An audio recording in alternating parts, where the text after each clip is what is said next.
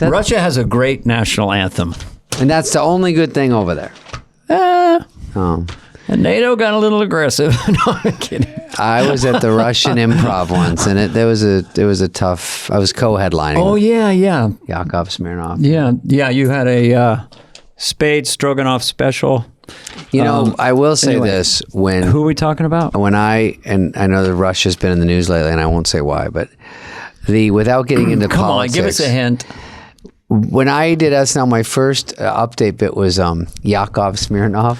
Remember that? Just sounds like some illicit sexual activity. What happened later in the shower? Yakov Smirnoff. I mean, it doesn't sound... yanked off.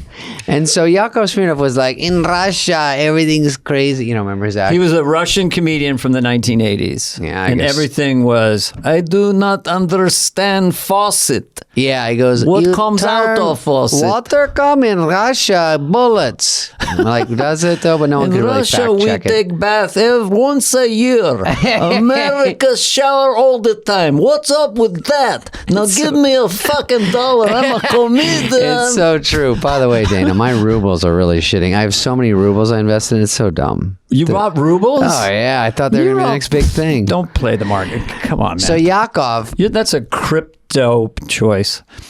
So Yakov Smirnoff was a Russian comedian, and that reminds me of Judd Apatow. No, I have to tell you, I did SNL, and my first thing was like big beard, and I was on with Dennis Miller on Update, and I was like this, in Russia, and then me and Dennis were going back and forth. I was doing stupid jokes, and he's like, hey, it's not like that anymore, you know. And I'm like, but in Russia, like it's all my hook of my whole life, and it's going away. Did you have a funny name as like a Russian comedian? No, I think I was Yakov Smirnoff. Oh, you were doing Yakov Smirnoff. Okay, got it now. And people understood because I did open and go, I'm Yakov Smirnoff. Yeah, you say it. I am Yakov Smirnoff. Yeah. It depends how far you want to go with Russian accent. I don't really do accents or anything, and so I just did the most stock version. And then I get off, and it does okay. And then they go into the meeting after dress. And to see what's on the air show. So it's at 11 at night, you're finding out if you're on. And fucking Dennis is the first one out, and he goes, hey, Spudley, you can take off the beard. Because I'm sitting there in my whole Yakov outfit, waiting to see if I got it. And I'm like this. Because it's your whole life, and you walk into the room at like 10:45, and you see which cards were part of the outline of the practice show, and then the ones who've been placed off the main area. So if you see Yakov Smirnoff over to the right, then you sulk, right? The cast member who's cut just sulks. It would have been nicer if Dennis just ran out and started stabbing me. That's exactly the pain. Because I would look in and I go, okay, Church Lake cold opening, Wayne's World, okay, Massive Head Wound, Harry. Was in. Well, I'm just telling you, let me finish. Also, I was scraping my update piece. It wasn't even over to the side. It was like way over here. Franken put it way over here. Now. All right. Judd Apatow is on the show. Judd Apatow. And Judd is an old stand-up buddy from the Valley before SNL. I knew him. Yes, from born and raised in Northridge, I believe. I just made that up. Yeah. But he's from the Valley. But so that'll tell you a lot. We used to hang out a little bit, do stand-up out there. Oh.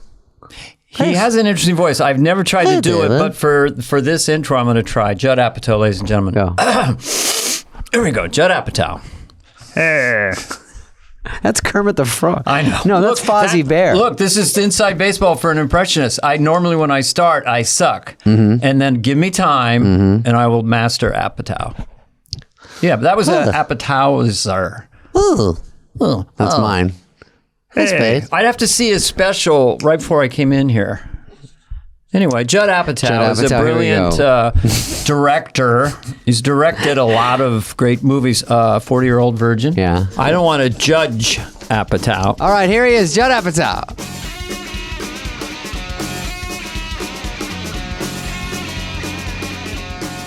Judd's got the most to go over. Not the most in SNL. That's a little wispy, but Judd's got so much and so much in comedy that it's perfect. It's right up our alley. Can we go back to... Go back. We just started. And lead into this because confidence. Okay, this is what I think of you. Here how I think of dysfunctional comedians. Yes. Wounded, upset, dramatic, dysfunctional, make the wrong decisions, or as Leno would say, never stop. They do stop. They whine. When I think of someone like you or Sandler, it's just full speed ahead. I mean, Did you, in those early days, I mean, how did you, remember when I hosted the 15th annual Comedians show? Yes, and that's I told you. The Young Comedians special. I said special. one word, Judd, direct. No, I didn't say anything. You might not have heard him. It was a catering. Well, that was a big deal because that was the show we all wanted to get on. To me, that was like getting on the Tonight Show, the HBO Young Comedian special. Yeah. Everyone broke off of that. You were on it. Yeah. I went to the taping and saw you and Schneider do it. And Dennis Miller hosted it. He hosted it. And in the crowd was David Bowie. Yeah, and that seemed like the most pressurized situation to do a set with David Bowie in the corner looking like Starman. It was a really exciting night in Santa Monica at this little theater that is now a bookstore. And Drake Sather had an incredible set that night. He was on your set? He was on my yours. set? Yeah, mine. And Drake was great. Yeah. And then I auditioned for it in New York at Stand Up New York. Jon Stewart was also auditioning for it. I brought all my friends from high school. Jon Stewart murdered so hard, gets the show. I go on after him. You couldn't bomb worse in front of all of my friends. That's the worst. And you stacked the crowd a bit. I stacked the crowd, and even my friends were like, I don't know where to laugh. Well, how did you feel? Well, how did you deal with afterwards and the faces that go, that was good, where they changed the review mid-word? There was nothing. There was no way for even them to fake that went well. How long did that affect you? Like a week, or I could wake up in the middle of the night right now and be like, oh. Well, because that was a fucking big deal. There was nothing really going on, and it was HBO and The Tonight Show. And I tried to get on the Young Comedians every year, and I kept barely missing it. And I was a young comedian, and they go, "Oh, we gave it to Richard Belzer this year." I'm like, "Well, isn't he 80?" Well, didn't we had Janine Garofalo on the 15th annual? Oh, that was yours. What was your lineup? Ray Romano. He was the one who stole it. And even when we were shooting these like interstitial interviews, I don't even know if they used much of it. We all went, oh my God, Ray Romano's going to be a star. Like he found himself in that moment. Nick DiPaolo. Me as Regis. I don't do an impression, but he really wanted me to. Anyway. Wait, if that's so many, I know we're going to talk about so many things. I love the Young Comedians because the lineups are interesting and the interstitials were interesting because they go, HBO said, just talk to the camera for a minute about whatever. And that was, looking back, it really showed you had no direction on ours. Yeah, me too.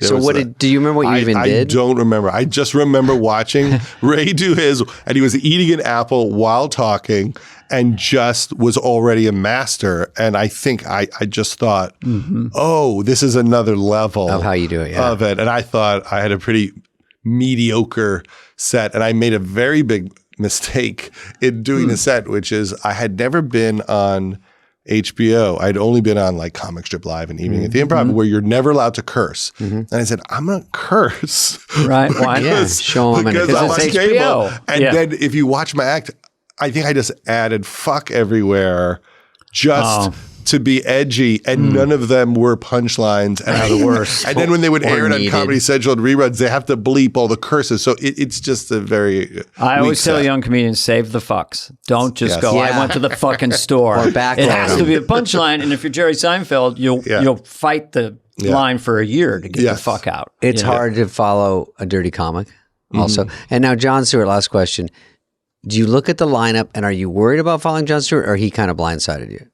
Total blindside. I don't think I knew his act that much back then, because that was 1992. So I wasn't on the East Coast much, so I didn't know what was happening. And I don't remember who else was on that night. But then I got it the next year, and Andy Kindler was on that, and Janine Garofalo, and Bill Bellamy. And that was like the week we started doing the Ben Stiller show. So I had to go to Arizona and shoot it, and then come back, and we started, shooting the Ben Stiller show. How did you know Ben at that point? I met Ben online at Elvis Costello Unplugged. Okay. For you in kids, 92. Online means 91. 91. In line. Online or in line? That's you were physically in line. Seinfeld bit. I was in line, online, and then Dana Gould was there, and he had met Ben before, and he introduced me to Ben, and then we were chatting, and he very quickly mentioned that HBO wanted him to do a sketch show. And I was like, oh, we should get together and kick that around. And we did like a day or two later, and then sold it like a week later, and everyone thought we knew each other for years, and we literally had just met the week before. And then HBO sold it to Fox. What were your credentials at that point that he would say, okay, you're good enough to do this? I had just like, they were like stealth credentials that seemed better than they were. So I would help people write their acts, and then they would throw me a co-producer credit. So I did that for Jim Carrey and Roseanne, and I did a special, which was a funny special with Dennis Miller.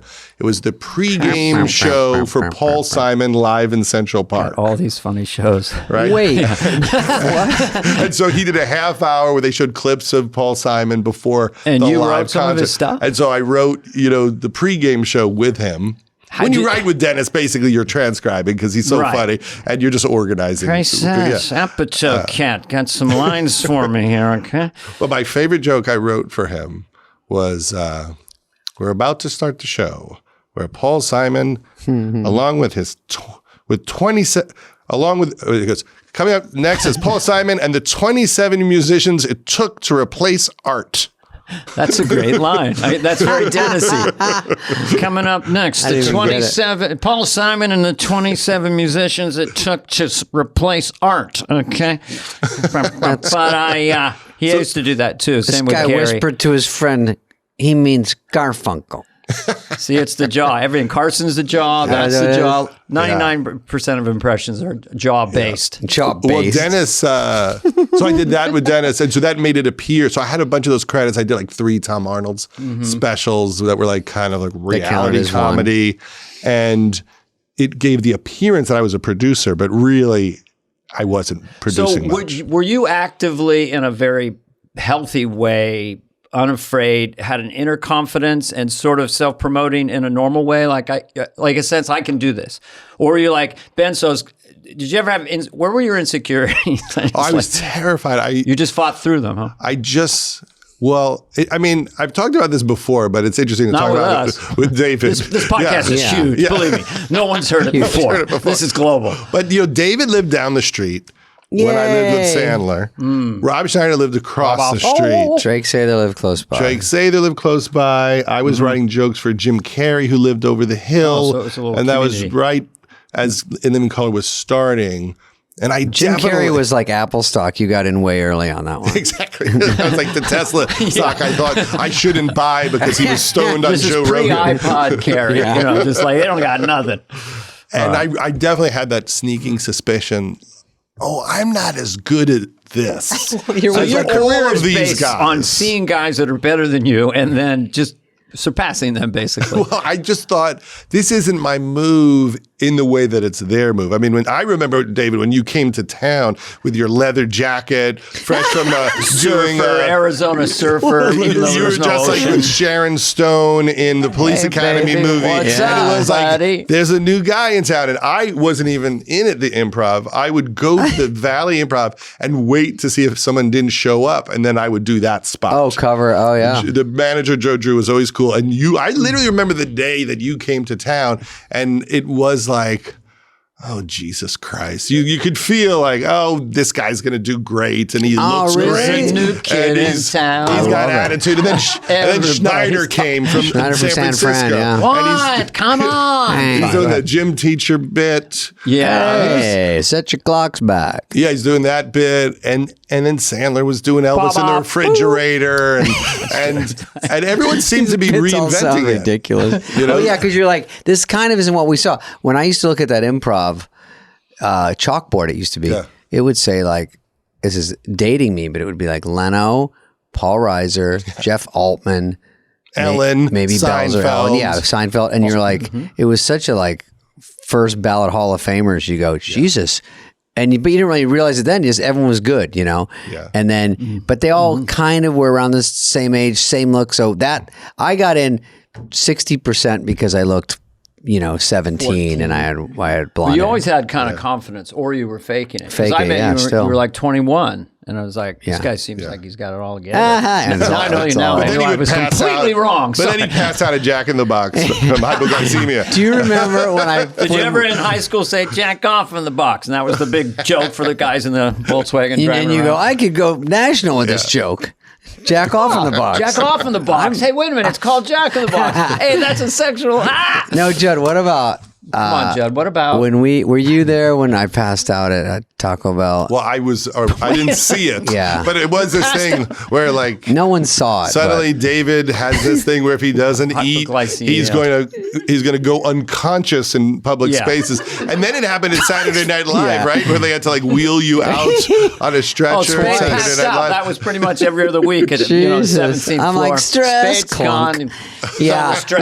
We were meeting to play tennis. I think everyone was supposed to play tennis, and then I stopped by Del Taco, what everyone does before they do activities. And then I think it was a combo of I was waiting in line, I hadn't eaten, and I started to feel, and maybe there was a dog tooth in my burrito. Yeah. Something about it was like, this isn't working. And then I go, I think I just laid down on the floor and Taco Bell. No friends, nothing, no one helping me. And I'm like, Sandler's not even famous. Not yet. That's not going to help me. And you knew he was going to be famous. Now I know he would have sent a chopper. Well, you were delicate. That's when we found out you were delicate. He'd hang out with you, and your eyes would get real big, and you go, I gotta go.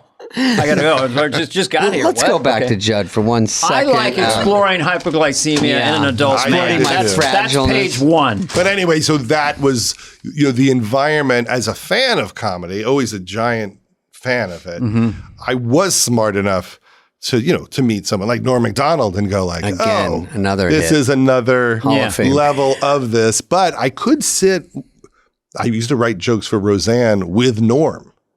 Like we both got hired to write her act together, and John Rigi and me and Norm. I remember going to Roseanne's house, and we would sit there with legal pads with Roseanne, and she would say like, I want to do a bit about how it's better to suck cock than to kiss ass. Because at least when you suck cock, it's a deal. I'll suck your cock and then you'll give me something. When you kiss ass, you're doing it with the hope that you'll get something.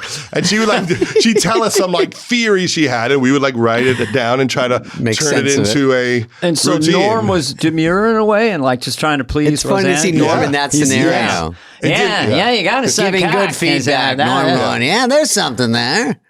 You can kiss ass, but eventually you got to suck cock. How about that joke? You were smart because you were like noticing early on, if you didn't think, which you did make it as a comedian, but early on you were like, it was Bitcoin producer credits. They were like worth so much you didn't know it. And then later they just start paying off in reruns. And you guys never wanted to help other people. That's what it was. Everyone wanted to be everyone wanted to be a star. I just hit him like, wait. It was Planet Dana from day one. Day one. Sharp elbows. Motherfuckers, follow that. Yeah, but you're never going to write like jokes for other people for money. I had no money and I was really afraid of being broke. So I thought, no one seems to want to help anyone. And if people were like, oh yeah, they'll give you $50 a joke or a couple $100 to sit with them for a few hours. So I did that with George Wallace and Taylor Negron. Everybody. Great. You know, with that, you're so right. Going back to dysfunctional comedians. And if they meet a guy like you, who's smart and funny, obviously, and disciplined, and is going to kind of tease out the best of them. So David actually wrote jokes for me for a short period of time. Remember the grumpy old man joke you wrote? Oh, no. Go do it. It was something like, in my day, we didn't have latex condoms. Let's see. We would take a bearskin and wrap it around our privates and tie it off with a bungee cord. And we used the same one over and over again. And that's the way it was. And we liked it, but for a very brief time before I think it was because SNL, I talked to Sandler this morning because you were coming on. And I was saying, do you remember the sketch I wrote for Julia Sweeney? Because we had talked to her. And we started talking. And I wrote the sketch for her. And she was surprised because I wasn't in it. Mm-hmm. And he goes, yeah, well, you're a fucking writer. And I go, oh, that's right. Because we are so selfish that at the end of the day, my job was to write. So was Sandler. So you're not supposed to really write for yourself there. And so I wrote for someone else. And then I guess because Dennis would ask me for update jokes, if I wrote for Grumpy Old Man, I thought that was such a funny hook. If I could throw some shit in, fine. You know, you've got great guys all around you. Like if I had a rewrite table. It is magic for a comedian who's written all their own stuff and knows how hard it is. And you have your few hits, you repeat them over and over again. And then someone like Bonnie and Terry Turner or David or Robert Smigel hands you something. And I'm like, because I had written a sketch And I left it early on in SNL. I left it, and Robert said, "Can I take a look at it?" I'm like, "Okay, who's this guy?" Right? What a gift! I thought I'd already got it, and I came in. It was like gold. I'm like, "Oh my god, it's so much better." The fuck writing. So it's really makes sense how comedians would gravitate toward you. Well, Sandler, was really smart, and that's what he did. Yeah. Because I remember. First of all, I remember when he went to audition for the show. He flies to Chicago. At the time, his act is all just like mumbling. So, and the Will Chamberlain bit. And he was hilarious, but still hit and miss in the clubs. Like, we loved it. We would sit in the back and just love it. But I remember going to gigs with him where it did not go well. It was not a consistent situation. We all knew he would make it big. The last time it did not go well for Sandler. Yeah. I mean, I remember going with him to San Diego to the San Diego Improv and telling Dave Becky, who ran it at the time, "Oh, you got to let Sandler headline like on a Monday." Yeah. And Sandler bombed so bad for an hour and put his back against the wall and just ran it. Just said the jokes. Annoyed.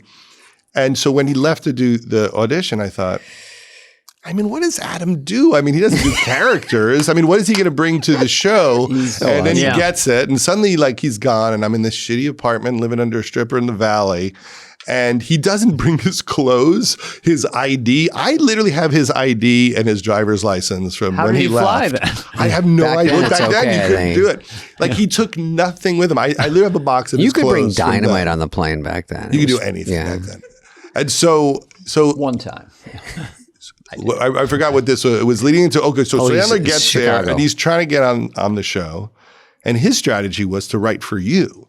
So he would write you an amazing sketch with someone, usually someone like Smigel. I wonder what it was. And like in his head, so he'd write like whatever. I think he was part of maybe the Pepper sketch. Oh, Pepper Boy. That was a monster. Coren and Smigel probably got on that too. Yeah. And the other one was the one where you're the host who keeps making out with the people walking in the restaurant. That was when I was still on SNL. The other one was hosting, but Sandler, Schneider went in that. El Cantori was a fucking hit. Was that Christy Alley was the host? Or was it the other one was like you like the juice? Oh, the fucking juice. That was Smigel and Sandler. But El Cantori was the one where I had Victoria's legs up in the air, and Smigel kind of fake tried to say don't do that, and I'm like, that was one of the biggest. I mean, that I was just writing a physical gag, but and Sandler would give himself like one joke in it, but a good joke. Yeah. And that's how he tried to get himself exposed, which is to let other people like you murder, but give himself a key thing where I think he came out in his underwear at the end of the sketch. He was rip fit, man. He was like, he came boxer. out as don't you forget about the Macho Man. Yeah. And he came out as that Racky Pete. But I always found him funny and charming. And he did have a few months of connecting with the audience. Opera Man, it was so abstract. He had a star and he thing. would do that.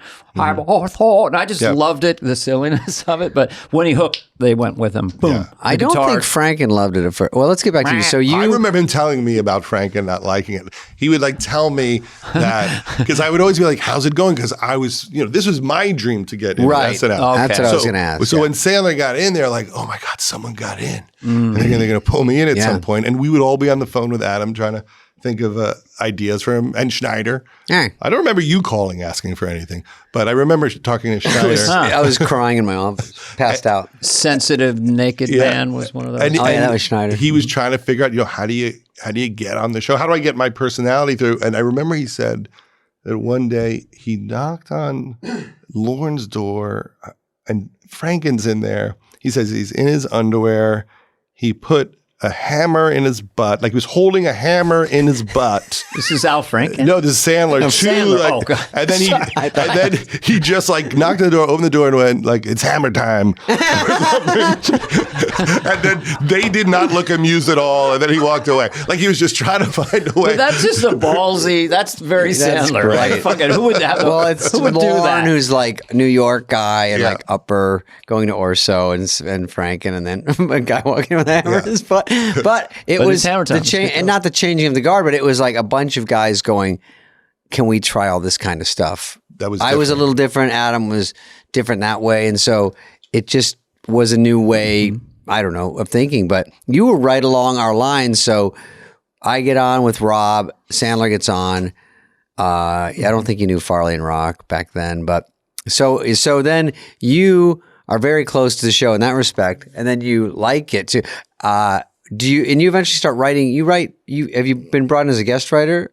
Well, I would talk to Adam on the phone all the time. I think in the early years he was talking to Hurley, who wasn't on the show at that point. Yeah, right. And we were all just trying to help load him up. So I remember like working on the Denise Show sketch. Yeah, that was a big one. With him. And I remember the other one I kicked around with him was the first cheap Halloween costumes, the Crazy Spoonhead sketch. An update. On Update. Oh, I saw that read-through. I was like, this is a fucking crusher. And that was one of the first times he really went full Adam where that was total connected. Commitment. Yeah. And then one day I said to Adam, can I give you a sketch and just hand it in? Don't touch it. I just want to know if I was good enough. Oh, just like, don't even touch it. Just let it slip through right into the read-through file. I don't remember what the sketch was about at all, but it was a Dennis Quaid sketch. And it went on really early in the show. And they did. It got it on? It was like a dinner table sketch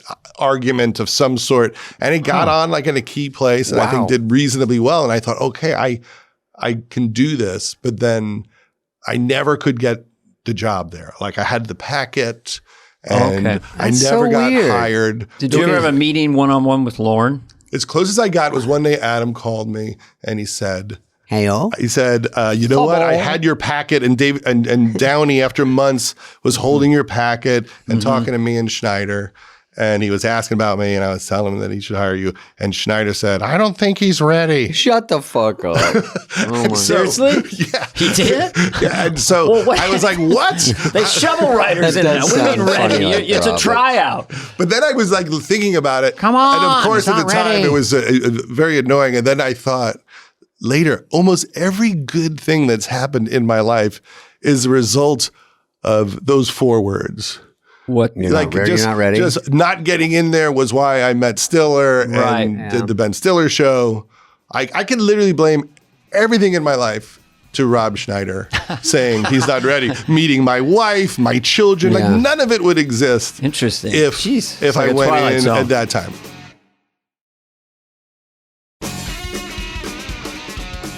But later on, Roseanne hosted and I was writing jokes for her, so I wrote her monologue and I guess wrote that week, which is mainly the monologue. And that was really fun. That's always weird because it's not weird, but sometimes they bring guests. I think Martin Lawrence was the first one to do it when I was there, and he brought some guys, and I was like, "Oh, okay." It's almost saying you guys are bad, but it's more just like a trust issue. Because now I would love to have someone that wrote well for me around, just to be, because you're so alone, and to go, is this shit any good? Because you might think it's good, and they go, why would you do that? And I go, well, no one's around to ask. It's literally 85 people against you. And they're on your team, but you don't know, and you're scared, and they might be trying to talk you into something. It's hard to go back when you're lucky enough to have hit characters, and every time it was like in the 90s when I would guest host. You'll do Bush, and we'll do Junior, and and then it was like you'll do Church Lady, and it's like 2012. I'm getting close to her age at least. All my characters were old. I'm still younger than Church Lady. Newsflash, kids. You're aging into it. Hey, Adam Sandler is listening right now. How you doing, buddy? He is. But Sandler the fourth wall. didn't repeat characters when he hosted, which was pretty cool. I think that is sort of par for the course. He did Opera Man, maybe? What did he do when he came back? I think that may be the only thing. He did an infomercial that crushed. He did the Farley song, which the Italian, the Italian vacation sketch. Was maybe one of the. I think my daughter loved that one. To me, I thought. Well, I haven't been able to float this theory out, but since we're on Adam for a second, 2019, the year of Sandler. I've never seen anyone break show business that hard. Because first of all, his special was kind of supernatural because, my favorite word, because of shooting so many times and being so relaxed and so playful. Then he comes out with Uncut Gems. Was it Uncut Gems? Yeah, Uncut Gems. Then he hosts Saturday Night Live and he destroys. So those 3 kind of broke shows. And he won like the Indie Spirit Award. He won a and award. He gave a speech that if anyone out there wants to Google something that is as funny as anything can be, Adam gave me a speech to all the snobby independent film people, right? Yeah, where they cheer him like he is their favorite person, has always been, and then he attacks them in the most hysterical way. It was a perfect speech. It just sort of was full circle, because back in the day, I remember Sandler just casually would say to me, "They hate me, Carvey." The critics thought he was, they didn't get him. And now since it's turned, it's kind of interesting to see a arc of a career like that. I have two parts. Back to Judd. Judd is That's all you get, Adam. Bop, bop, bop. Judd is I had actually heard you were offered head writer at one point, but maybe that's not true. There was some sniffing around. Some grumblings? Yes. Maybe was it too late in the game? You had too much going on? Well, at the time I was about to make a movie, and I felt bad about bailing on the movie. That was one thing. And then I was also probably nervous about what I could accomplish at the show. Yeah. What can you really do to the show? Because it's so locked in. It's locked in how it's made.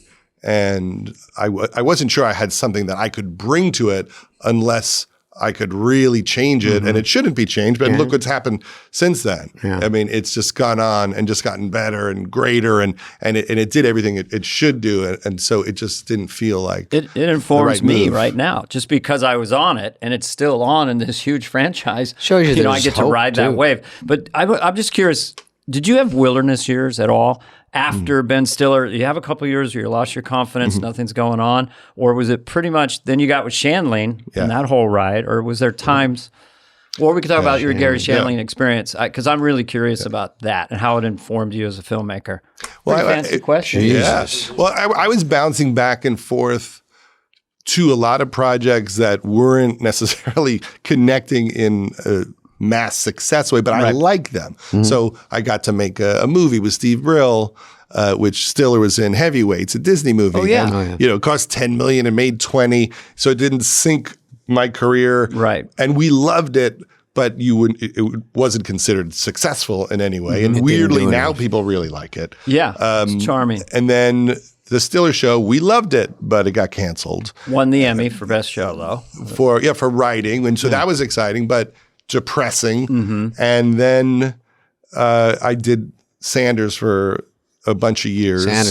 And that was for me like, I need to learn how to do this. And if I'm here with Gary, I'll learn how to write.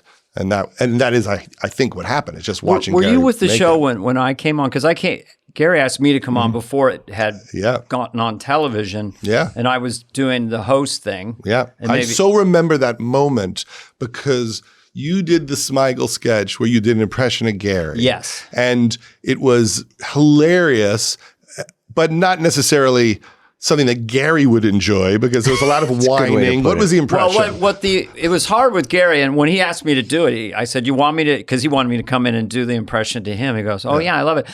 I think it's kind of like, Leno goes like this sometimes, but almost never talks like that. Yeah. Gary and every comedian has their hook to signal the audience that I'm having a great time and this is really funny. Yeah. So I noticed that Gary would talk like this, but then when something was really funny, he would go into this pitch, and I told my dog that he shouldn't pee on the carpet like that. So he wouldn't go to that gear all the time. But once in a while, he just go off here. It's like he's having a party in his brain. It was a great move. So I just did that, and I had teeth, and it was grotesque. Yeah. You had big hair. I had big hair. But so anyway. And so Gary, I mean, it was really almost the definition of Gary. Wanting it to make more fun of him. No, that he's offended on some level by it because it just goes right to the heart of maybe whatever he might think is the cliche way of looking at him, or like he's just too boiled down, right? Reduced to just that's what I do with everybody, though. Yeah, so he's whiny guy or whatever. Right. So I mean, he's not mad about it, but he's like not loving it. Yeah. And then you call him at some point and say, "Hey, I didn't write that. Smigel wrote it. I hope you don't feel bad." And then Gary's response was, "Well, let's just do an episode about it." And then he had the writers write the episode where you guest host and you keep doing an impression of him on the show and how annoyed he is at you. And that was like the meta version of Gary. You know, he has his girlfriend at the time, Linda, do an episode where she's in Playboy magazine. Suddenly we're shooting with Hugh Hefner, and then on the set, Hugh Hefner asks Linda to be in Playboy magazine. And now Gary in real life has to deal with the fact that his girlfriend is going to be naked in Playboy magazine.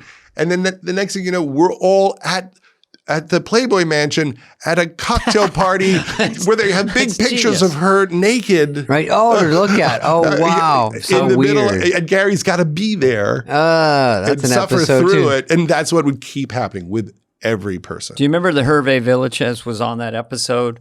Deplane, you know? And he didn't know it was a fake talk show because it hadn't aired yet. Yeah. But anyway, that was funny. Here's the thing that I find very, very interesting. First time, like I've been really bad in the 2 movies that I did because 125 takes, 300 rehearsals, you know.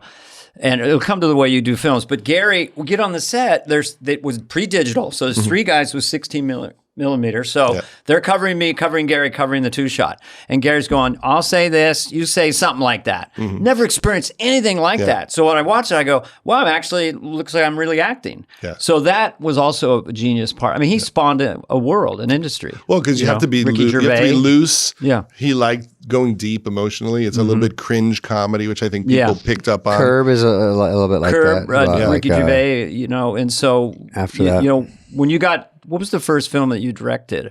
I directed The 40-Year-Old Virgin was the first one. And we would do table reads to try to crack it. And Gary would always come. He was so nice. And he would pitch the fix. So I said to Gary, what do I do about masturbation?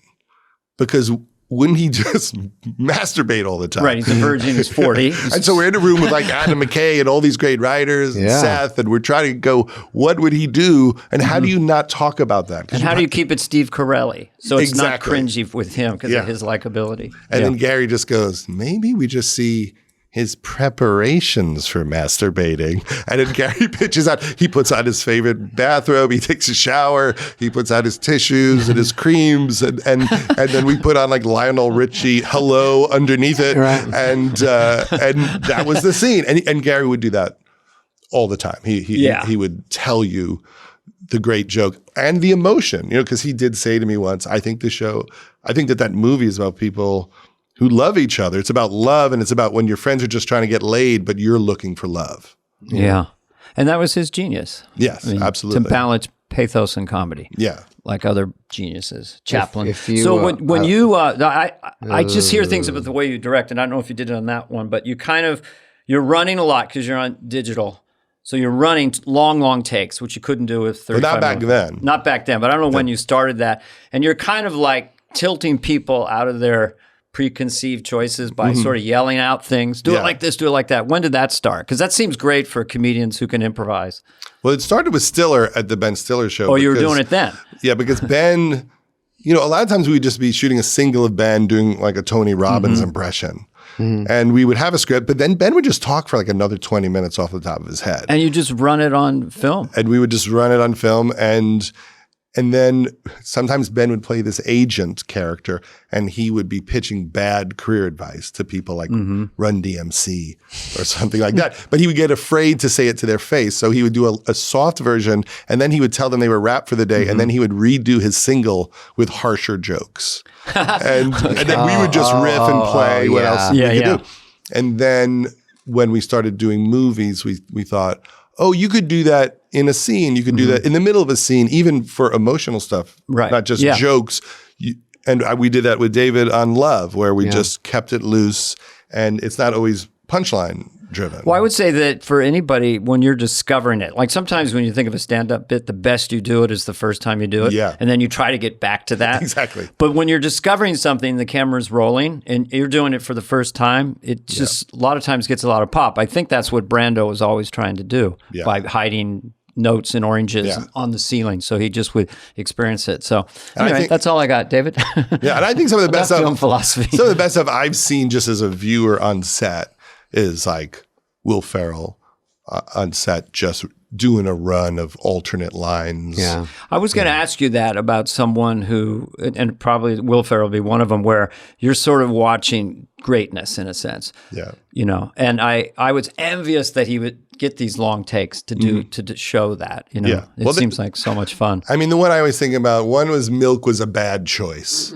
You know, I'm in a glass case of emotion in Anchorman. That scene is just him and Adam for maybe it's just 15 minutes. They know they need one line. And they get to go 15 minutes to get that one magic moment. Just going crazy. Adam's yelling out stuff. Will's improvising. Yeah. They've written a bunch of stuff beforehand.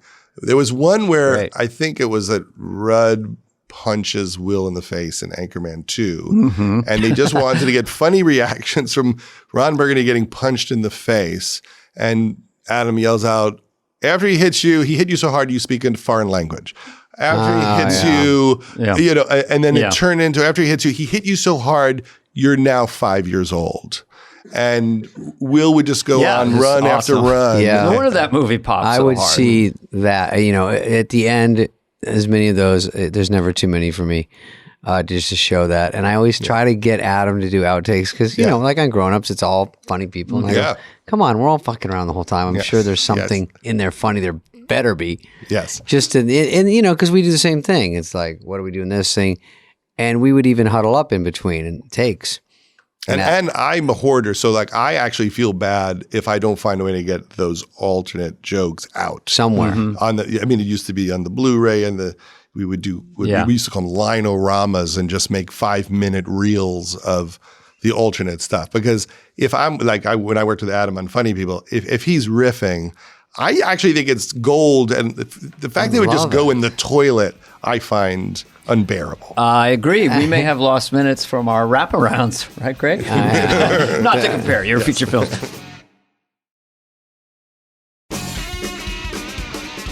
This is just a basic questions I'd ask someone to do. And what people, the film that you were producer directed, you had a vision of it that most realized it. I do think that such a horrible I do think that the King of Staten Island. There's with Pete Davidson. With Pete, that I do think like for what was difficult about it. Yes, can you tell a fictional version of his story and what he's been through, and make it funny, but make you really feel it. Like that tone for me, which maybe is a little more of a Hal Ashby tone, which I'm always trying to figure out. The fact that movie works, I'm really proud of because it's balancing like grief and pain, but still trying to figure out how to make people like Pete Which and Bill Burr funny. Ashby movie do you reference in your mind? I always think about The Last Detail. Because this ain't no horse's cock. Yeah, exactly. He meant which Hal Ashby? Have seen the movie. I am the goddamn.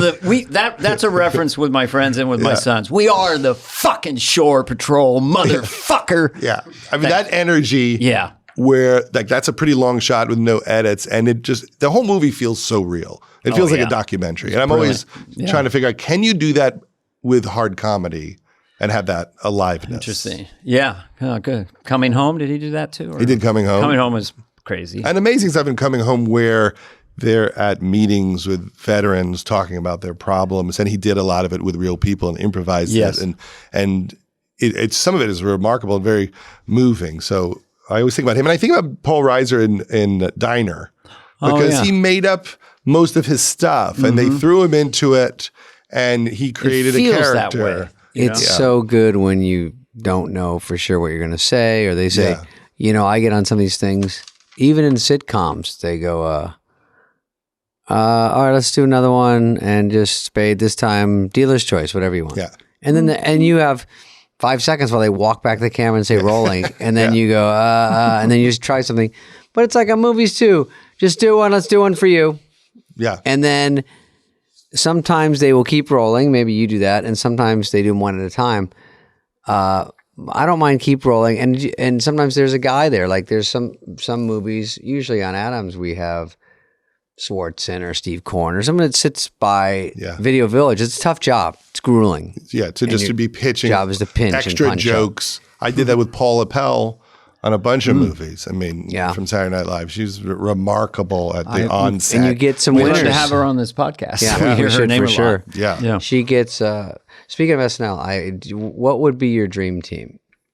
This is a fucking tough question. I think I'd like to think of the what might have been team. I like that phrasing. Like people that didn't get to full fruition in that space, the Gilbert Gottfried, Robert Downey Jr. Robert Downey was almost a blessing in disguise that he left. Same kind of thing with you and Schneider. He was 4 or 5. Is it 1 year? Right? 1 year. Yeah. Who else was really funny? I mean, Terry Sweeney was so funny. Yeah. On the show, Michaela Watkins, people that were there for a year, like Keckner, and Jenny Slate, who are so good. Jenny Slate, yes. And Stiller was there for like 4 episodes. 5 shows.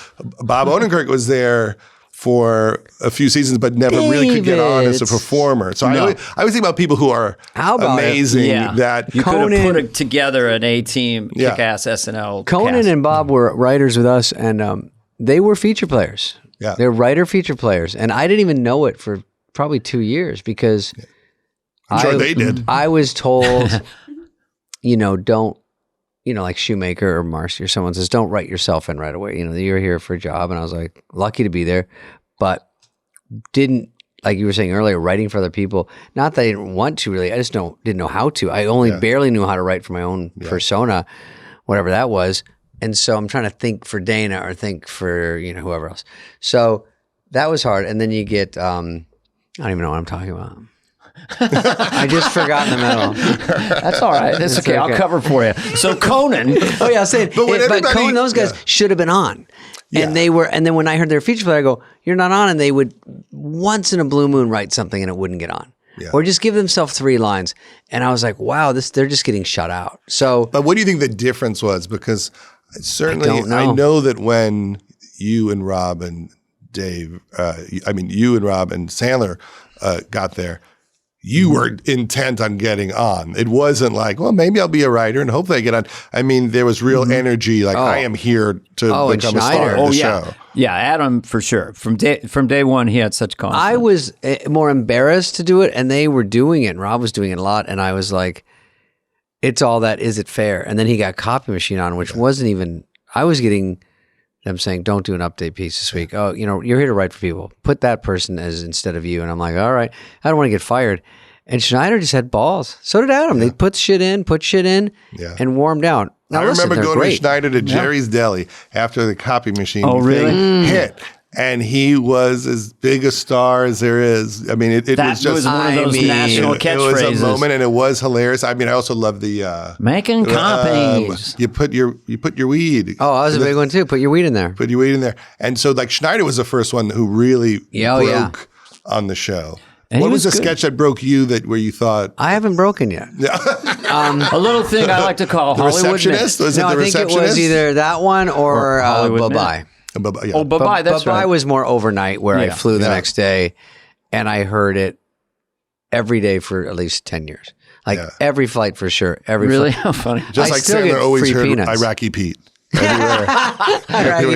Iraqi Pete was kind of an incredible swing to have that kind of moment that didn't work. It was like during the Gulf War. And it was just... What's a funny name? I think it was Iraqi Pete. And in Adam's defense, I don't think he wrote it. I think it was Frank and going, Iraqi Pete. And we can have some clown like Sandler come out in a Speedo or something. And it was like, okay. I was one time humiliated because I was not on for probably like 10 shows and then I just, people in Arizona are like, you're not even on. You're fucking obviously bombing, which is kind of true. And I was like, no, but I was. And then one day after I passed out, I was like walking down the hallway after my morning pass out. And then I should have faked it more during read through just to get Lorne to go, someone carry him out and give him a sketch. So I go, sketch. What do you need? A sketch. Were you? I don't remember you being that precarious. But no, I wasn't. But anyway, I'm sort of repainting. You myself. all toured with me. Sandler toured with me. You toured with me. Opening for Dana. It was fucking great. Jon Stewart opened for me. Dave Chappelle. Those are good shows. I knew that. Yeah, you could tell right away. By the way, Dana had no trouble following me. I would go on and I would do pretty good. I was going that special in those days. And then he'd walk out and they go, wow, push me into the wall. If we're to be honest, Dana is still way better than all of you by far. Wow. Like, it's not even a question, right? I wonder, is this going to be recorded?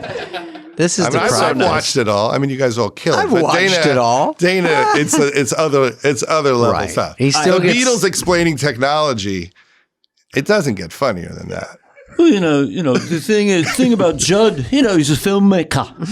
He makes a lot of pictures. People go in the cinema, with the popcorn, whatever. They look up, everybody's happy, laugh, and then a little bit of a tear. You want to see it again a week later. Sorry, I love being a Beatle. Yeah, you can't. I would never follow it in. That's like if you go, we're going to do this show, and these people are going on. But that was my one move. Once I got there after failure before and after, but I have a great, blessed life. When I got there after a little bit of time, I thought, damn, I'm a fish in water now. I'm like, this really fits what I do. The clubs was even tough sometimes because I had no jokes. Yeah. I literally had not one punchline. It was all rhythms. Before you got to SNL. But when I got there, they want characters, impressions, and catchphrases. Yeah. I got that. I remember seeing you at Igby's before you got SNL. Yes. And that was a great small club that's now a strip club. And I remember seeing George Carlin perform there. Great. But I'll tell you, I mean, watching you reduce like a person to what the impression was always amazing. Like, what is your take on it? But the Biden that you do, when I saw you do Biden on, maybe it was on Colbert or something, and I thought, oh my God, Dana quietly has a better Biden than everybody. Come on. Here's the deal. Let's get real. And guess what? We do this thing as America. We're going to do better. We're going to do better. I like the yelling Biden now. And then the whisper. We know how to reduce the deficits of people. Come on, folks. Number one, what the guy said. Number two, the two part. Number three, you know the drill. It's not rocket science. Come on, we can do better. We'll do it. Come on. What about... I'm still learning him. What about when Kamala Harris was in this... I just saw a clip of her, and she always has a nervous laugh. She's like the Joker. She's like, they're bombing Ukraine. She's like... She's like, you wouldn't get it. Well, I just wonder what it'd be like to be married to her because she's very attractive and she's so cheerful. If you're like, hey, Kamala, we're gonna have breakfast. It seems like a really nice wife. Nervous laughing is troubling. It's troubling. It is a deeply troubling thing. Oh wait, let me go. I'm skim down here. Come on, shh! Everybody, shut up. Let's get some questions. This one's funny. 2007 Entertainment Weekly did the smartest people in Hollywood, and guess what? Judd got number one. What the fuck? Who was number two? I think I beat Will Smith that year. I'm sure you beat everybody, but you beat everyone in Hollywood. This is unbelievable. You're going really deep in research because that's the kind of thing that happens, and you go, God, I wish people talked about it more. Like no one talks about that in 2007. Well, it seems like you're like everywhere. We had it with Ben Stiller too, where we looked at his IMDb and it was like, Ben, you're kind of like, whoa, and you have kind of the same thing, like, oh, he's there, he's producing, he's directing. It's like the resume is so big. I had to take a nap after I read it. I have a question. Just point it. No, I have a question not about Judd. This will be great. Okay. Judd, your daughter Maud, who you might not know this, she's on a show called Euphoria. Yes. And I've seen a few of them. Euphoria is it's a show. Showtime or HBO. Every time I watch it, I think I know Spade's watching it right now. I watched one and I was horrified, Judd. Yeah. Well, I haven't seen that many naked wieners since my fraternity hazing. I was watching it and I was like, what? This is what they're watching? What happened to Laverne and Shirley? Yeah. I mean, where's the simpler time? It's all gone. I think it's all Silver changed. spoons. But first of all, huge deal that Maud's Freaks on and there. geeks. I saw her on that and I saw Iris was in The Bubble. And Iris was in The Bubble. The Bubble. Which comes out April 1st on Netflix. Let's talk about The Bubble. Yeah. The Bubble is my attempt to do something during the pandemic. So what point of the pandemic did it hit you? And when did you start shooting it? Because the pandemic... You would even be allowed to shoot it. Well, now I look back and I think it's almost like a nervous breakdown to want to make something during it. Because the pandemic started in March. Yeah. And by a year from there, I was almost done filming the movie. And so you got it going that fast? Yeah, it was a very... I think maybe I had a manic episode. Were you leading with the protocols then? You had green light for film sets and actual bubbles. Yeah, you were inventing it as you went along in a way. Right? We were making a movie about making a movie in the bubble while making fun of the protocols, but also doing the protocols. Yeah, and making fun of the need to make a movie due to your ego or your madness, like that no one needs a movie. There's something more important happening.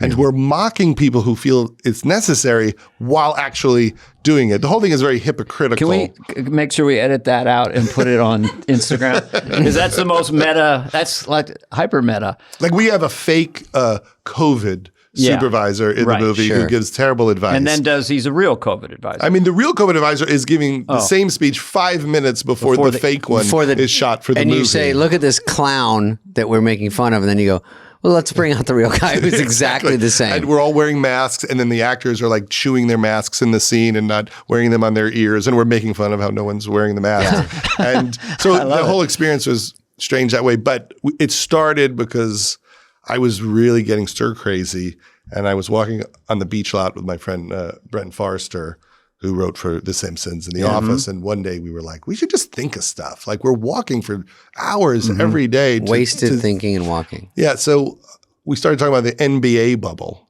and that started making us laugh. Like, oh, those guys are stuck in that hotel. What is that like in that hotel? And then I thought, well, this is almost like a Christopher Guest movie. Yes. Really where all the actors are stuck in a hotel trying to make a movie and having a nervous breakdown. And then they're making a flying dinosaur action movie and they think it's important. They're not tuned into what's happening and they're having nervous breakdowns and having sex with each other and doing drugs. And how was it received who'd you pitch it to and how did they receive it? Especially all the CGI and all the big stuff. And I mean, I told Netflix and Ted Sarandos, our best friend. I told Scott Stuber. And he certainly got the joke and said, let's go do it. And I said, I'll write a script, but I'll need to be rewriting all through it because it happened very fast. And I hired people that I thought could change it on their feet. You had, who's the young lady that was in Sasha's last movie? Maria Baklova's in it, and Karen Gillan, and Keegan-Michael Key, and Leslie, and Iris, and Armisen is in it, and Kate McKinnon. She's good. She's incredible. McKinnon was funny. She's really good. She's great. Yeah, she plays the head of the studio. So every time she checks in to see how it's going, she's on safari or she's skiing and she's just around the world. She's one of the rich people that like sort of is skipping the whole quarantine. Exactly. And so, but we didn't have any cases the entire shoot. Interesting. You didn't? So we just, because it was only 2 sets, it was a green screen soundstage and the hotel. When did the vax come in, by the way?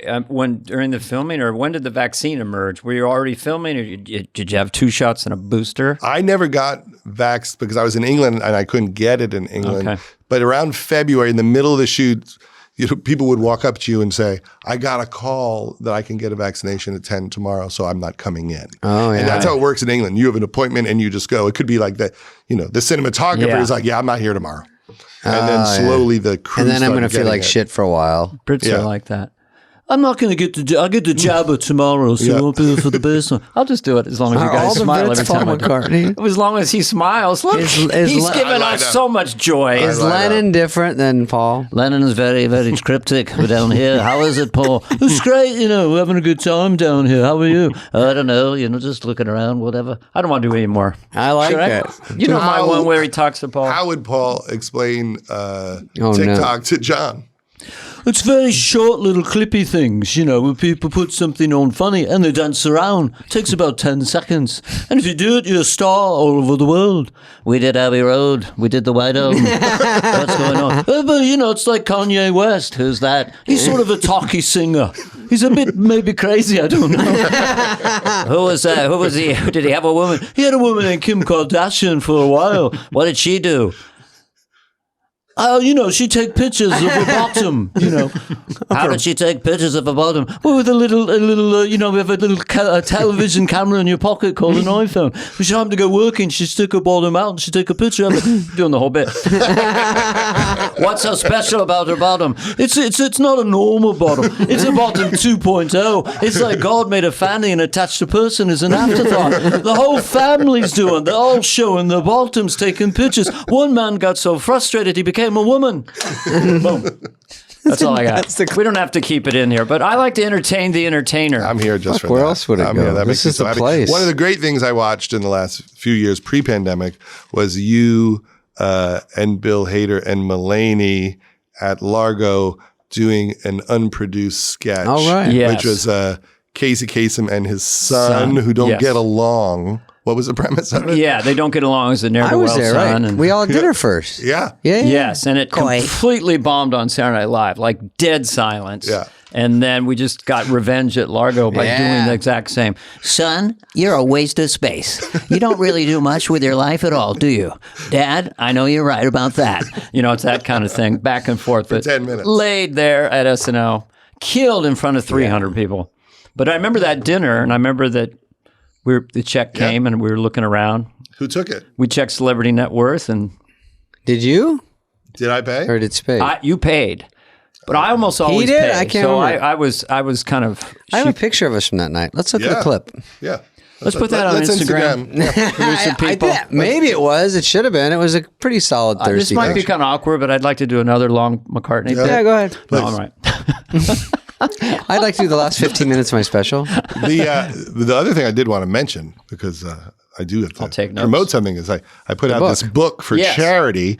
I had the first book, Sick in the Head, and the money goes to 826, which is a charity that gives free tutoring to kids. Like kids could just walk in this place and they get free tutors. Oh, Gives my free wife- comedy books to kids. We pay My a lot of wife money was for a that tutor, is a tutor. Yeah. And when I was doing SNL, she would tutor kids downtown, And this underprivileged kids. My wife, Paula. Yeah, and that's And what I thought, this how is. in the hell do you know how to teach someone English? Because she went to a good Catholic school. I mean, could you teach English to a kid, a 5-year-old, a 3-year-old? I mean, like I build the grammar and know what a dang participle is? I barely got my kids through anything school-wise, and there were many tutors involved. So this book pays Sicker? for these centers. We give all the money away. And so the new book, Sicker in the Head, has like, Sacha Baron Cohen and Nathan Fielder and Whoopi Goldberg and Letterman. So what's the general narrative of it? The narrative of it is that during the pandemic, I realized that everyone was home and available to do this. Yeah. So all these people that I thought wouldn't normally do an interview with me had no excuse to say no because I knew they were home. See, that's the thinking. And so I called, Lin-Manuel Miranda and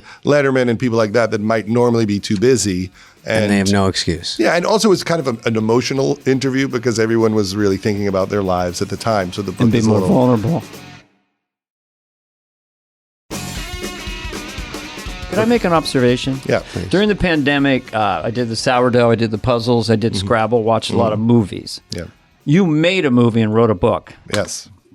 Should I talk to a therapist? I mean, what I the did fuck a was I Wordle. thinking? I had 2 years to do something. Yeah. And I it was realized that at least because I'm promoting the book, the movie, and then in May, me and my friend Michael Bonfiglio made a 2-part George Carlin documentary for HBO. Of course you did. So I thought maybe I had a nervous breakdown for 2 straight years. And work was the way to deal with it. I guess because at the time it didn't feel like I was working that much, but probably. But you were busy. I was. You seem You to were be just a always worker. shooting. Yeah. And to stop in your tracks on a dime. Like one day we were working that show Lights Out and they go, just going for the weekend and we're going to have a no audience on Monday, which we thought was weird. And then even that fast by Monday. Yeah. Don't come back in.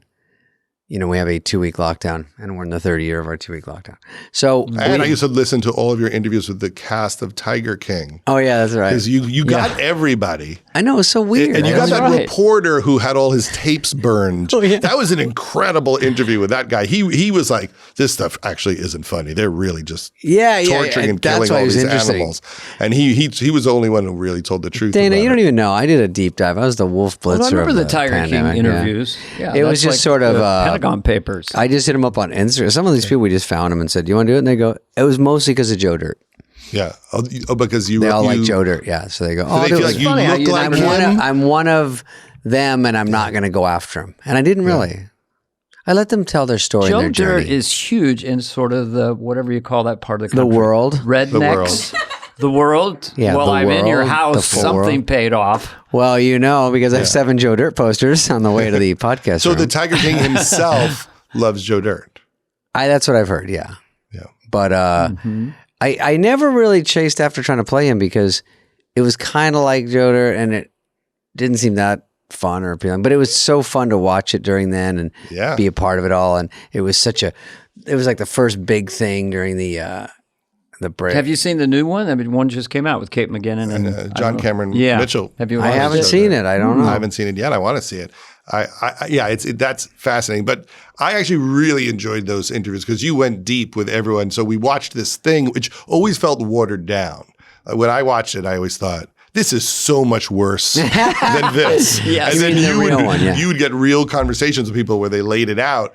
So I implore everyone to go down that. That's a good YouTube well to watch. Yeah, they were nice. I'm like, when that tiger chewed off your arm, did you feel that? Were you allowed to take a lunch break after? She went back to work after that. Yeah, she did. She went back. That was interesting. I was like, yeah. It's interesting how things become such cultural phenomenon, so like a wildfire, like Squid Game after that. Yeah. Talking about Netflix now. Yeah.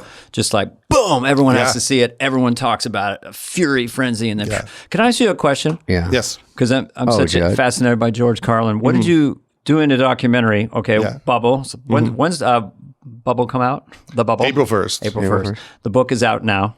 The book you can pre-buy now. And then the documentary about George Carlin. May 21st. What did you take away from that? What did you discover about George Carlin that you might not have known? What was your sense after doing a deep dive on him? I didn't really know that much about him because he never mentioned his family in his act. He had no jokes about his wife or his daughter. Yeah. And so I thought, well, I don't know him. Sure. How could I even Was he a tell this story? weirdo or was he pretty normal? Well, he was a guy that grew up in New York. His dad used to, beat up his older brother, and there's a lot of alcoholism. And the mom ran away with the kids and moved to upstate New York in the 50s, and maybe even the late 40s. And then she had to raise him alone. And then he loved like radio and Danny Kaye and got into everything through that. But the fascinating part is, he had a very corny career in the beginning. Very hippy-dippy weatherman. Very variety show for a while. Yeah. And then at some point, like Richard Pryor, he just became himself and grew a beard and long hair and got very edgy. Then he kind of ran out of gas and got soft again, had a heart attack. And talked about his stuff, and those bits were great, but also very soft. And then he saw Kinison, and this is the thing we learned. Was Kinison the hook? That he saw Kinison, and he said, I'm not going to be soft compared to him. And then he went, for the rest of his life, he just really out Kinison. You were all diseased is a Are you talking about post like the 7 words? That was that was pretty heyday, late 90s. He went really angry. I didn't even know that. Still funny. At least You Were All Diseased is really funny. Like really dark, but also the reason why we made it was because if you go online, whenever anything happens in the news, George Carlin trends, and people are putting up clips of his bits about America or about Big Pharma or abortion or corporate America controlling politics, and you realize, unlike most people whose acts age out and they don't really work anymore. No one listens to Lenny Bruce anymore. His stuff gets better, and he kind of predicted everything. He's smart. That's happening. Yeah. I saw him at 14. We used to listen to albums, Steve Martin and everyone. Yeah. And then George Carlin was in the mix, and I was like, this guy's fucking funny. No aspiration to be a comedian. Yeah. It was too high up, too good. It was just more I saw him at kids like comedy, Here's an example of a line or just hitting it like, everyone's into the children. We got to save the children. We love the children. You know what I say? Fuck the children. Fuck the children. You go in the classroom, there's one winner and a whole lot of losers. Yeah. I mean, it was just so politically incorrect. Yeah. Check it out. You're All Diseased. Available on RCA Records. I think another line of that is like, have you ever noticed that everyone who's against abortion is someone you wouldn't want to fuck? These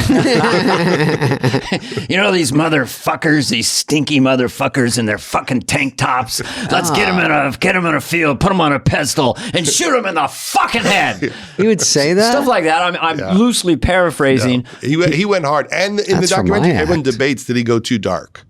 And did it get to like just an angry guy as opposed to an angry guy being funny? I mean, some people love it, and there are people in the documentary, comedians, some who say they like it, and some people say, I think he lost it for a little while. How did he pass away?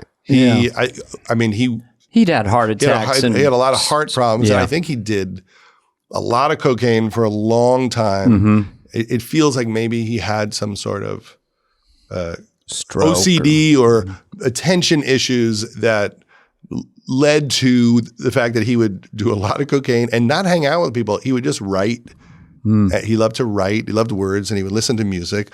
But there were a lot of years where he was doing that. I mean, we have audio of him talking into tape recorders in the middle of 3-day binges by himself. That's wow. That's pretty scary. And people would sometimes go up to him and go, "Any advice?" And he would just say, "Write everything down." That was it. Yeah, because he was a master of word for word. Yeah. He didn't like riff on stage. He didn't play on stage. It was poetry. It was like, like he wrote like a show and had to memorize it. Yeah. When I saw him, he would just sit before the show just trying to memorize it and do it perfectly. And if someone yelled something out, he was not cool with it. He wanted to just keep going. To run it. His lists, his hooks, big shoes, little shoes, brown shoes, black shoes, boy shoes, girl shoes, shoes. Everyone needs shoes, tall shoes, boot Jumbo, shoes. You know, and he would make these crazy lists, and he's in his 70s, had a couple strokes, and he's just like so articulate and it's a hernia, brilliant, you know. And what is it? A hernia and a she. Oh, I know the bit that you're talking about. Should be called a hymnia. Yeah. Well, what we saw was that there was a period where people got bored of him for a little while. And so on Second City TV, Rick Moranis would do this brutally mean impression where he would say things like that and do like, George Carlin starring in Death of a Salesman. And they would just they would make fun of him. And there was a moment where Cheech from Cheech and Chong said, George Carlin's over. All he talks about is things like peas. Well, eating your peas. And then that really bothered him, and it made him redouble his efforts. So where most people might cave in, he just went hard and said, okay, now I got to show you all. I waited on him at the Circle Star, or at the Holiday Inn near the Circle Star Theater. Wow. Brought him a bowl of oatmeal, put it in front of me, and goes, "Oatmeal. Drop the O and you have at-meal." I said, "Give it a rest, George." No, but he did. There's no blue I did bring him oatmeal.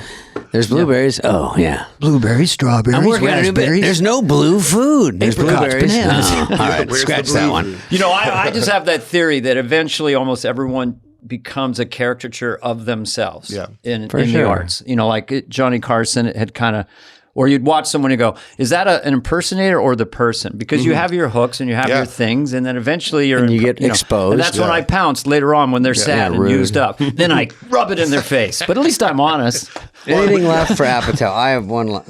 One last question. How do you spell Apatow? Because I worked for the IRS. Just one P.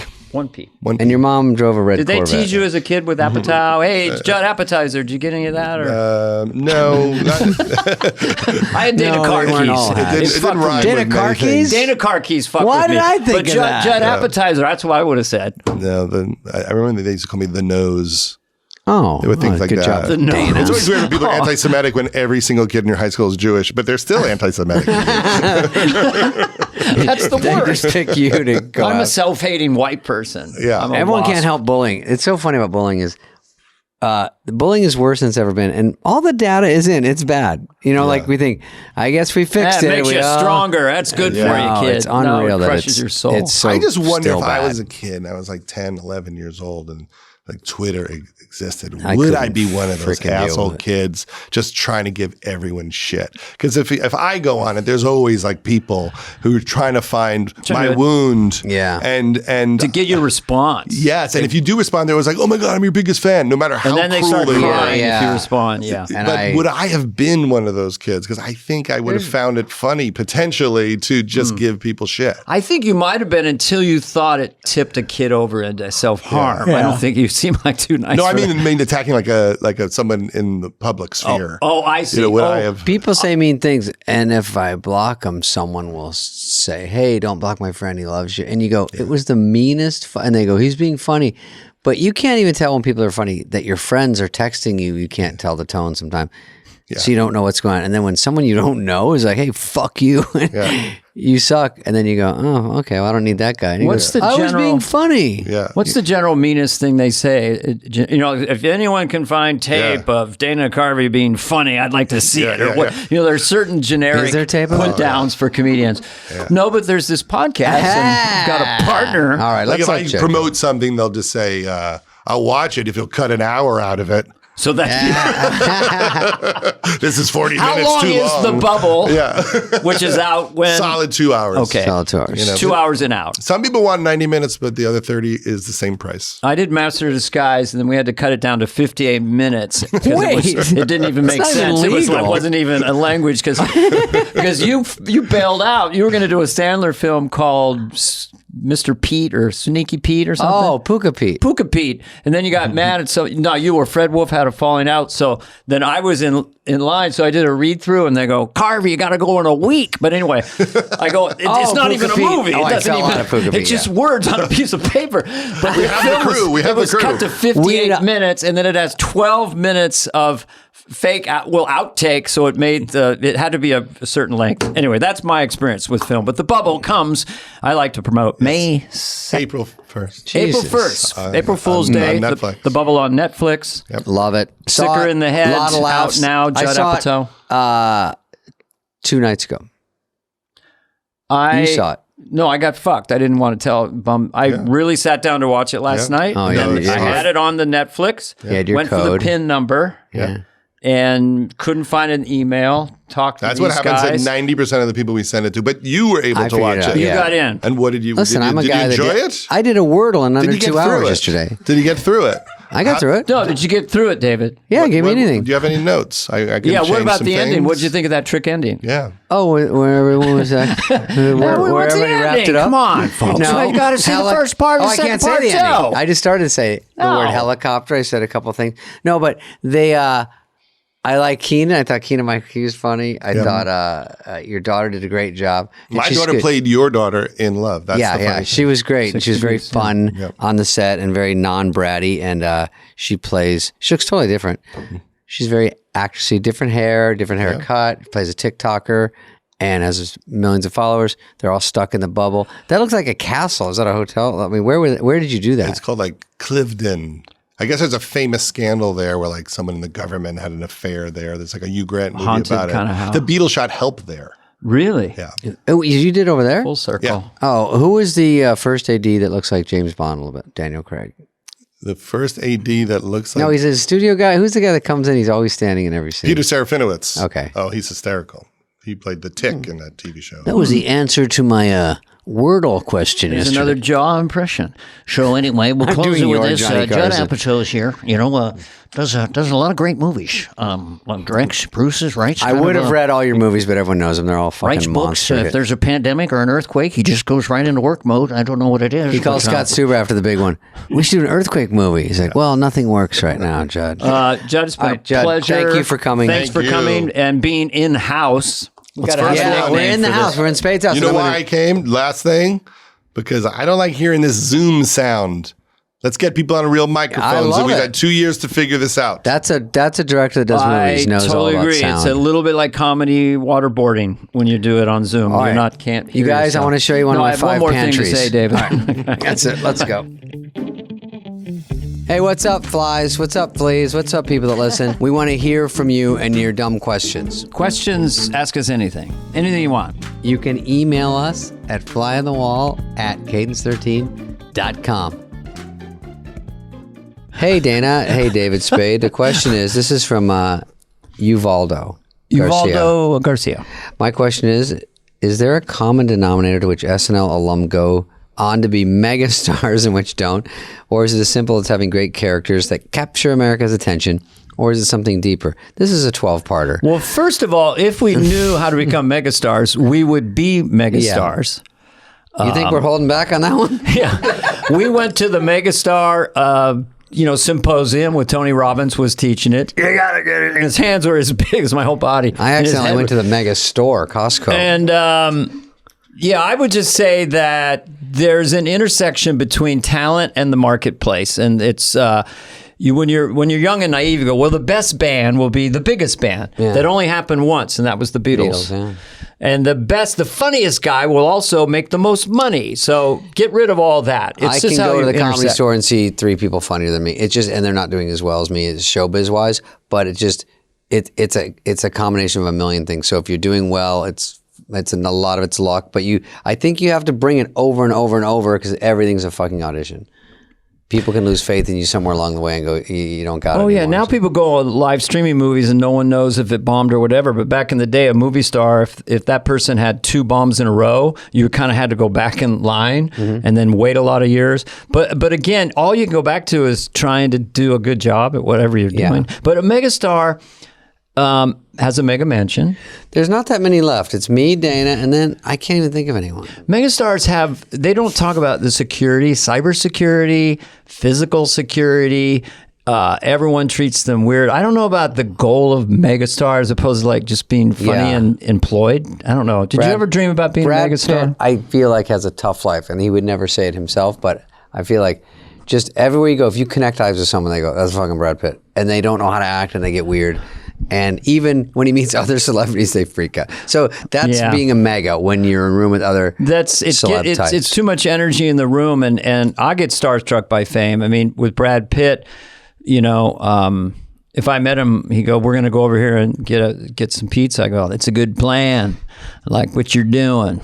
I like being on your podcast, David, because you got good witticisms. I'm Brad Pitt. I'm chiseled. I'm tan.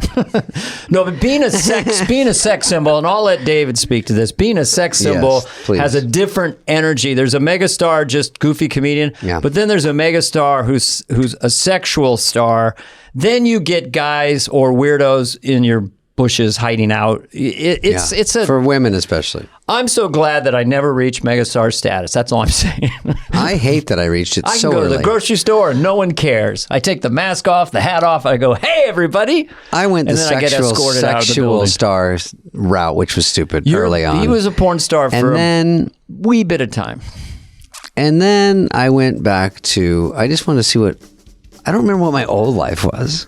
I'm going to be a busboy again. No, I don't know. That's a stupid answer, but thank you for asking a question. And we've been Dana and David, and we've been dumb.